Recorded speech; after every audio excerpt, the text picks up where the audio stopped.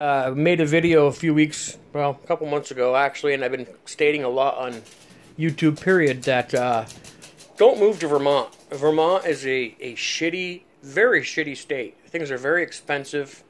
The people here you can't talk to, they are absolutely lost. You can talk to a few people, but then few people that you can talk to want to be left alone. We like our space. Yep, we like our space. And, especially after the stuff that I just coming to fruition here. A couple of months ago, I was in town and up here at the next town, Morrisville, and this girl crossed the road, and I had to take a double take. She had elf ears, absolutely elf ears. Now I don't know if she had them put on with an operation or if they're like things that you can put over your ears, but it's not the only person that I've seen with this. I've seen another person in the same town, a different person with the ears. So now we're talking with my girlfriend's brother, and he's a little younger, happens to know some of the younger people that are at the schools. And apparently at the school up here, the Lemuel Union High School in Hyde Park, they have cat boxes in the classrooms. Litter boxes. Yeah, litter boxes in the classrooms. You know why?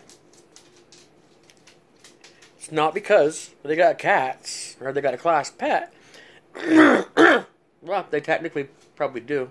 The kids identify as furries, and they need a litter box. Furries. The new gender.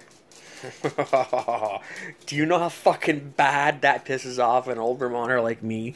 That these motherfuckers come in from all these other states and bring their little furry attitudes to one of the hardest states to live in. These little pansies, and it totally made sense. I'm sorry to judge. I shouldn't call these people names. I will probably go to hell for it. But I was at a crosswalk the other day, and the bus was dropping kids off, and I noticed two of these kids getting off the bus from the high school with teddy bears in their arms. I can only assume that these would be the furries. And now, the governor for Vermont is making it legal for everybody to change their gender on their birth certificates, which doesn't really matter because our birth certificates are just registration papers. This is how you can prove it's the end, because they're altering the actual documents that allow them to rob our Sestaki trust funds and keep us in the dirt. And they take our crest money. Every one of our names and our lineage that have been here in America since the beginning and England have crests. Your family crest.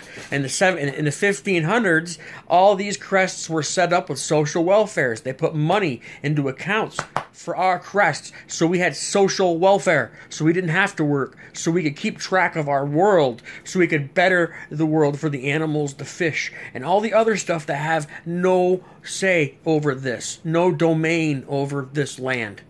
And this is just, we are at end days. We're done. We are done.